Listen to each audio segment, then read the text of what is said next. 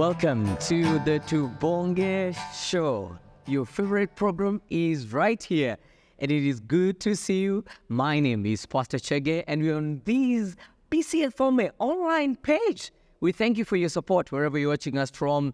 Those from around Nairobi, any part of any county in Kenya, that's Kisumu, Mombasa, in the country and even outside the country. We appreciate you so much. Your feedback, your support is what makes us be here every other time. So today, we talk to our parents as the young people, and we put today as a letter, and we call it Dear Parents. So we welcome you to learn the mind of the young people. Where are they? Tunasikia watu wanasema watoto wa siku hizi. But it so happens that even back then, even in the 80s and even earlier on, the parents still were saying watoto wa siku hizi. So we want to get to an understanding and to a central point where we can agree. How do we forge forward and move ahead? Today, I have a young person who is a leader. So he's going to introduce himself, and we're going to delve right into the conversation. So allow me to have the honor to invite my brother. Karibu, introduce yourself. Tell us what you do and your favorite verse. Yes. How are you, viewers? I go by the name of Robert Mukuri Ndungo, a business student, a son of God. A business student where? A business student at KCA University. Yeah. Of course, I'm a son of God, and I'm a youth leader. Awesome. They say the shrubs of today are the bushes of tomorrow. All right. So, a leader in the making. All right. Yeah. We're already getting deep, eh? Amazing. Shout out to KCA people. KCA University. Anyone you want to note? Of course. My Secretary General. Yeah. Kaimeni. Yeah. Very good leader. He's been with me. Yeah. In fact, this year. Yeah. He has really guided me. Yeah. And of course, the other, like my friends, Ian, Morris. Yeah. My family have really supported me. They've been with me. And lastly, to the Most High God, for keeping me alive, giving me the brain to think and to believe in people, to believe in myself. So I think I'll just leave it at there. Amazing. We've said it's a letter to the parents, Yes. Dear parents. Yes. Let's start it at this point. Mm-hmm.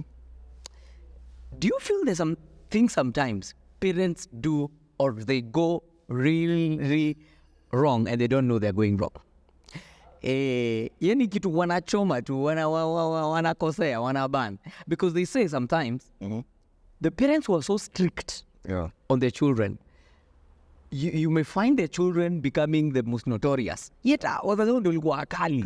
Unapata mtoto wa mwalimu, you're like, oh, hold up. Mtoto wa pastor, mtoto wa whoever, maybe chief. Yeye ndio anaongoza watu kwa madre na baba yake ndio anakataza watu madre. Do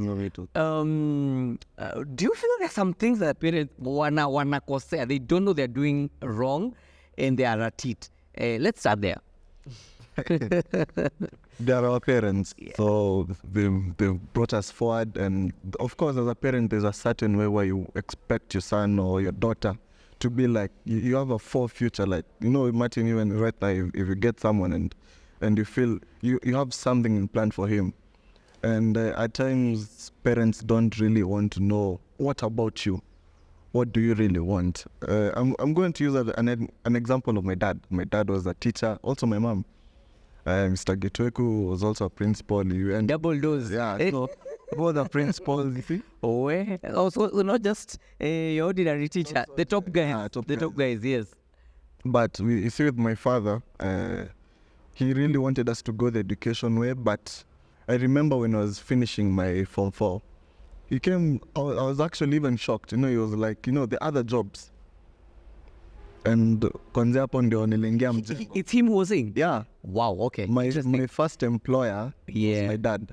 Wow.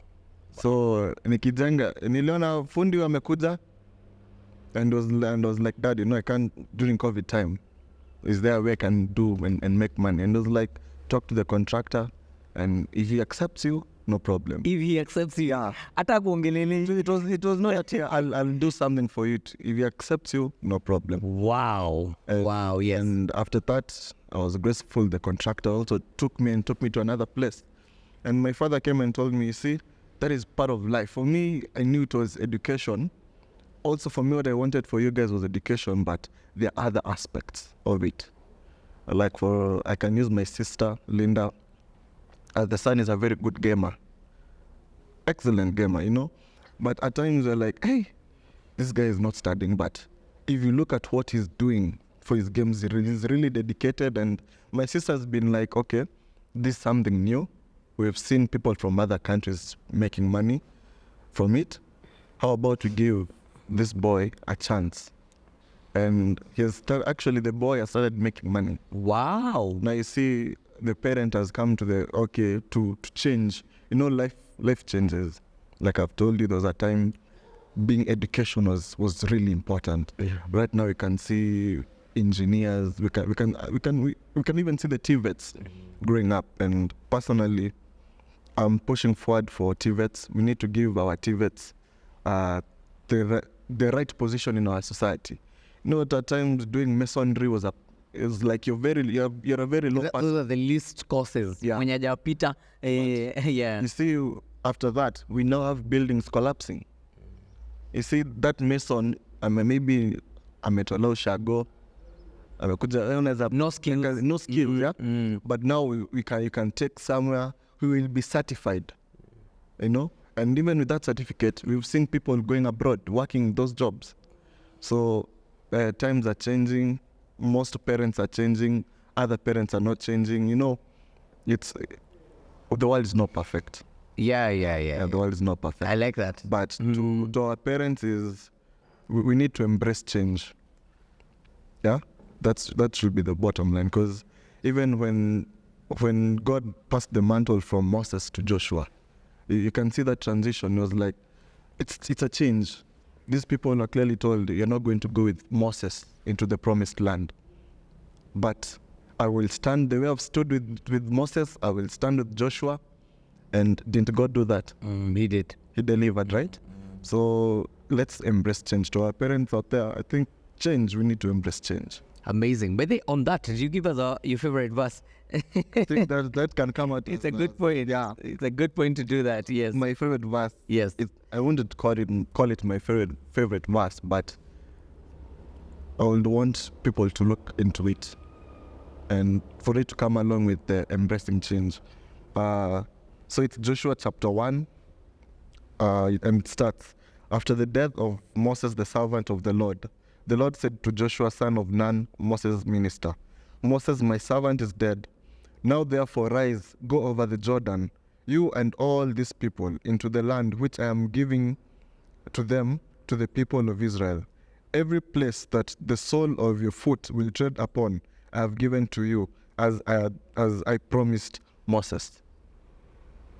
That is what drives me. That is what gives me hope that also God wants the continuity of his society. He's a believer of change. I hope that is convincing. Yeah, powerful. Respects to your dad. Sure. May he continue resting well. A great mentor, and personally, he impacted my life in a big way. Your dad was one of those people. He doesn't need to teach you. Yeah. Just look at what he's done. You're like, he tells you he was part of the curriculum development. Yeah. He's created content that affected the education system. You're like, from Moidaka, my hood. So respect what he did and the things he invested in you. No. Nasi tukadandia in us also who are around. Problem, yeah. But respect. Maybe just a bit on that. What are some of the lessons looking back? Maybe scenarios. If we are lucky, we might get to know 1 or 2 scenarios you can remember. Some lessons you picked, something you saw along the way from him. Actually, my dad became my mentor in 2019.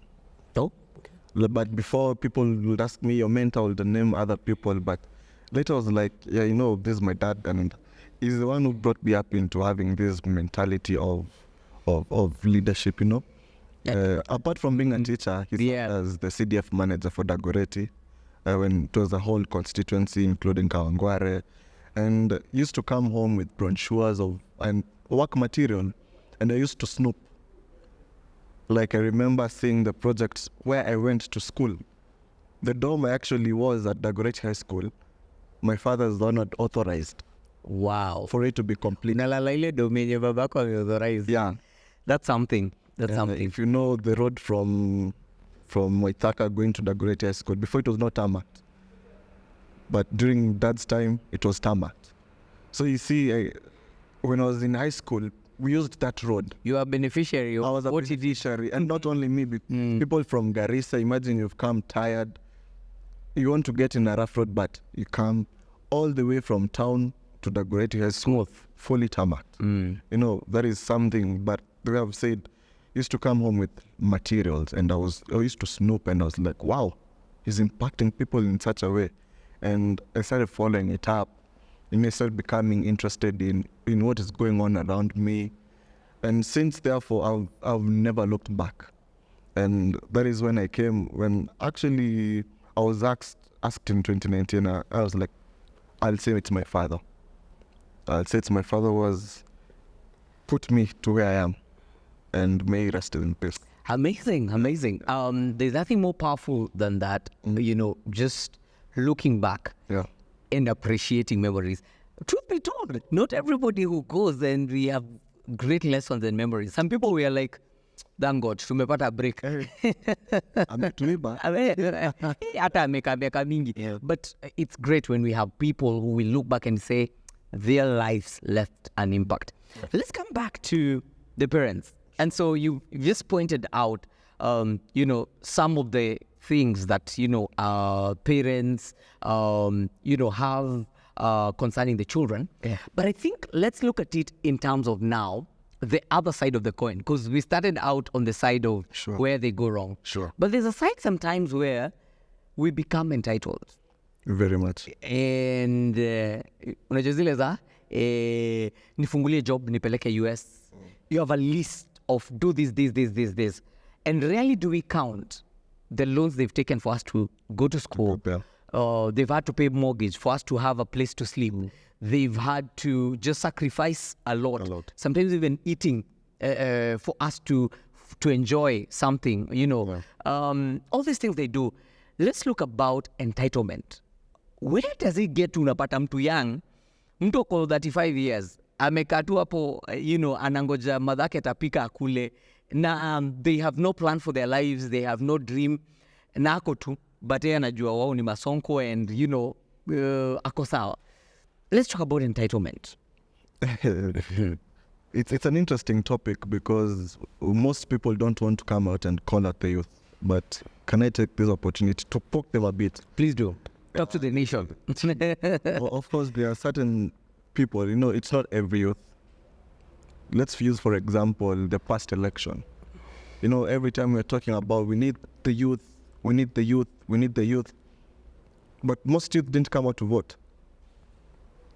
So you're not part of forming government, but you won't be a beneficiary. Of course, they have to deliver to you, but you haven't done your role. You know, we need to take these roles seriously. When we look at whatever is going on with our TikTok, you know, our TikTok in Kenya at night, it's mad. Very weird. You know, when we come having our old MPs saying we need to ban this thing, you know, I expected the social media, the TikTok users to come and, okay, how can we regulate? But we're finding people, we're not coming out and saying, okay, these people who are misbehaving using this app at night, how can we do to regulate them? But we're coming out calling out the government saying, you know, our government is foolish, they just want to lock, they want the youth to die. But are we really helping? You know, if so blanket condemnation. Yeah, without narrowing on the issue. Yeah, we're not going to the issues. We're just at a point where we just want to throw hands and live at it. I can use another example of, you see, about alcohol. Alcohol, people say it's not bad. It's legal, yeah? It being legal, na maanisha si kitu mbaya. But the fact is, people are abusing it. There are people who kuingia class anataka tu kupiga. Yeah. Just for no apparent reason, you get. And, we have no problem with that, but it has consequences. And some of those consequences reflect on us. It doesn't have to reflect on our parents, you know? So at this point, we're supposed to work together. We're not supposed to have one fraction working for the other. Our parents are working themselves out to give us this life, to open up, to facilitate our dreams. They're facilitating our dreams. Our parents are facilitating dreams. And we don't come out to say, okay, my parents facilitating this, let me prepare to where I'll pick it up from. You know, is it called steeplechase, where you hand out? Okay, your mom has been running, your dad has been running. From your side, are you ready? Have you stretched? Have you warmed up? You're getting the mantle and you're like, you want your parent to go another lap. And it's not possible. I don't want to include my father a lot in this conversation, but, you know, during his end times, was like, you know, I'm not going to be with you forever.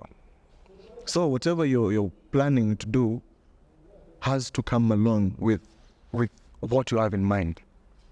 He can't plan for me everything. You feel like, listen, Baba Yangu, you're my dad, you've brought me here, you're responsible, but here's a point. You can take up the mantle from where you left it and run on to win the rest. So I think from our side, entitlement is not bad. But are we working for those positions? Are we working to be in those positions where people can say, okay, now our youth are okay, we can let them go on. Yeah. All right. As we conclude part 1 so that we go to part 2 now. True. I want us to conclude by this. Yeah. The younger Kush, Oh. with the things you know right now, Yeah. at about 9 years old is when you start becoming self-aware. Kalongolongo, unacheza hide and seek, cha mama na cha baba. But 9 years, you start, hapo ndio unaambia ngo best improved, ndakupatia gift. Hapo ndio girlfriend, okay, you're starting liking someone or something. From 10, 12 there. Adolescence is starting to kick in. Yeah. What would you tell 10-year-old Kush? I don't think I've really changed a lot. I haven't changed a lot. Kimwili, of course. But my mindset when I was way back, I don't think it has really changed. I'm still looking forward to serving this country, to serving the people. I actually loved serving people when I was young. Go up in Sunday school where you want to answer questions, where you feel like I actually got most helpful students around that age. So I'll say maybe I've dropped a bit, but what I'll tell him is life is actually tough. Life is not as sweet as we are told. Soma. Naomba kitakuramba ukicheza. Yeah. Hivyo tu vile ulikuwa afanye endelea. Yeah. Endelea. Wow. That's what I'm going to see here. It's so interesting that you're talking about you've actually dropped where you are. Yeah. So it means your younger you challenges you. A lot. Hey. Are you challenged by your younger you? Ama you're like, what was I doing in my life? When I was young, I feel like I was very active. Wow. We know there are certain things we take for granted. Yeah. When you're small, you're like, when I grow up, the things I want to throw away. When you come and do a few bit of sins, you're like, hey, I need to go back. And you use your copyright here. I was at this position, I need to go back to this position for me to continue climbing. Yeah. So, but having had the privilege to know you a bit, maybe somewhere along the way, is that you're growing to be a better version of you every day. So yeah, true. You still need some congratulations. Thank you. We have to end part 1. It is a good thing that you have made time to be with us this far. Next episode, we talk about kuserereka. Okay, sorry parents, I've lost you. Having fun in these universities. Some people instead watoke university na degree, wanatoka na wife na husband. So some of them watoka wakitwa daddy and mom. Na aliingia toke na degree ameshindwa. We want to talk about this. Where is the problem coming in? What can we do about it? What is the way forward? Where is the place of the youth in this nation, in our community? We'll be back for part 2. Thank you for joining us. Bye-bye.